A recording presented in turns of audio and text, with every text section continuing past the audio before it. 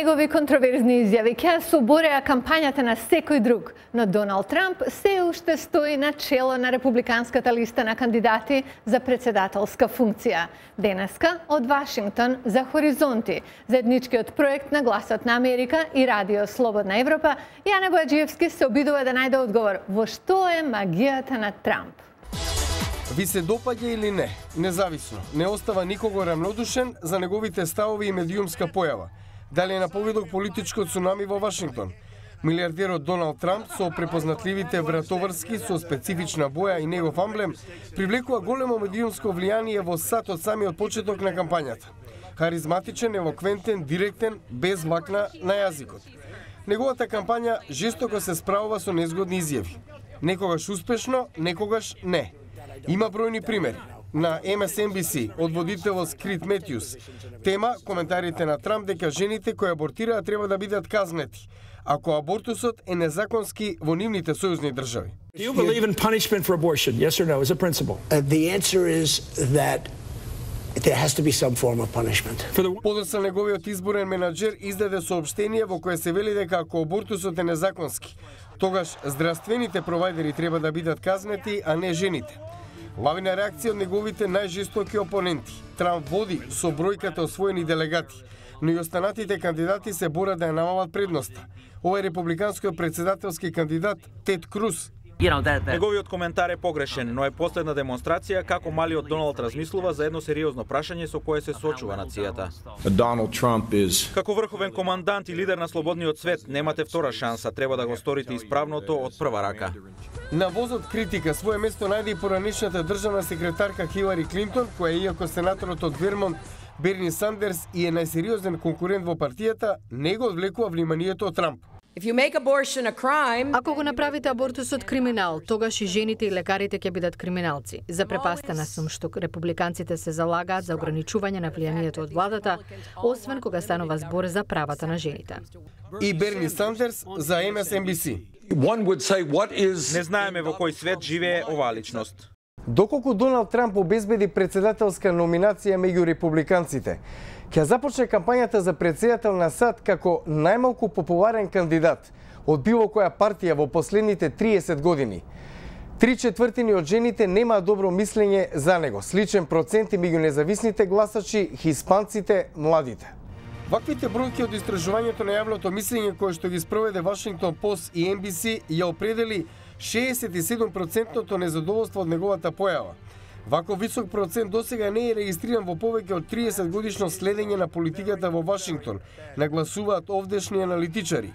Овој контроверзен републикански кандидат барем засега и натам успева да придобие масовен брај на ентузијасти од разна провиниенција на неговите собери и митинзи ширум САД, кои што му обезбедија водечки број освоени делегати. Но анкетите за општите избори во ноември покажуваат драстична поинаква слика и отрезнувачки повик за неговата кампања која многумина ја оценуваат како негативна, непријателска, навредлива за разни слоеви од општеството.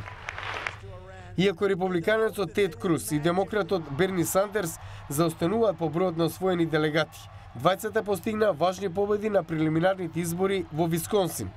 Иако засега води меѓу републиканците, доколку Трамп не ги освои неопходните 1237 делегати. Тога се очекува неизвестна конвенција во Кливленд и поединечно гласање кој ќе биде републиканска номинација. Познат како без влакна на јазикот, овој милиардер веќе отворено го обвини највисокиот политички републикански естаблишмент, дека работи на минирање на неговиот досегашен успех со бројката освоени делегати. И затоа не ја исклучи можноста дека сепак, ако не успее да обезбеди партиска номинација, може да оди како независен кандидат на изборите на 4 ноември.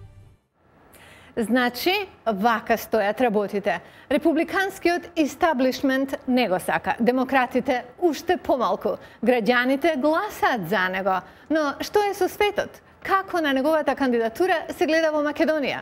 Фросина Димеска од Радио Слободна Европа вели нема официјални коментари, но за јавноста и аналитичарите Трамп е интересен како ниту еден друг претендент за оваа функција. Македонската јавност премногу опседната со сопствените кризи не реагира брзо и често на светски настани и појави, но некаков исклучок е Доналд Трамп, контроверзниот американски бизнисмен кој влезе во претседателската трка за номинација на Републиканската партија, многу почесто се наоѓа во македонските медиуми за разлика од неговите против кандидати.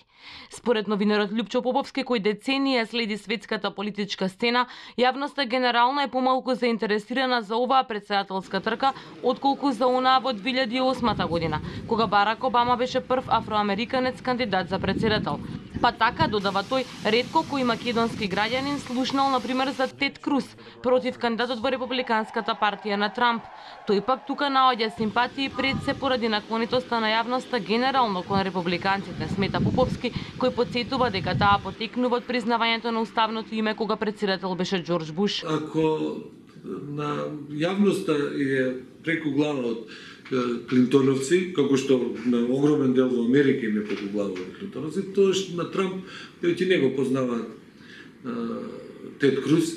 За Берни Сандерс има некаква магличоста представа демократски социјалист, што значи тоа демократски социјалист во македонски услови, ако се нарекува ако така се нарекува Америка, и Трамп со приказните за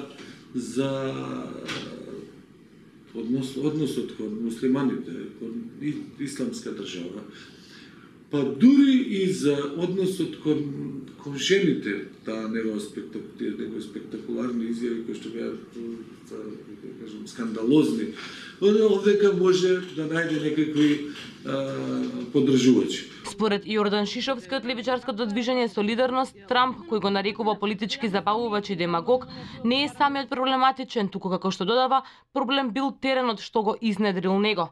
Така што Републиканската партија и генерално десницата ги употребуваат десно популистички мерки во континуитет, меѓутоа со крахот на неолибералната догма во 2008 со кризата, која што беше директна последица на оваа разузданост на крупниот капитал, настана комплетна хаотична ситуација во која што десницата наместо да ја преиспита неолибералната догма, додаде газ. Со што уште по во десно се сврти, уште политичката сцена стана уште поекстремна и едноставно Трамп е само природна последица на се ова. Ако ги гледаме сите останати политички кандидати на американската сцена во кај републиканците, во десницата, може да кажеме дека Трамп е дури најлибералниот.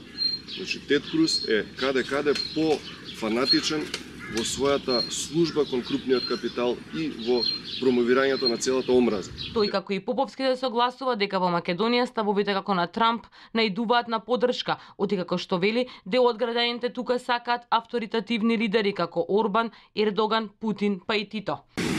Во Македонија за сега не достигаат и реакции на официјално политичко ниво. За разлика од некои балкански политичари, како например Еди Рама, кој оцени дека евентуалната победа на Трамп сериозно би ги загрозила односите меѓу Албанија и другите американски држави, македонските политичари засега молчат. И додека политичарите не се изјаснуваат, а највлијателните домашни медиуми главните дебати ги водат за внатрешните проблеми во државава, во американските медиуми се појави веста дека дел од пропагандата на Трамп била водена токму од Македонија, конкретно од Велес. Поздрав од Вашингтон, јас сум Лилица Китановска. До гледање во следните хоризонти од Прага.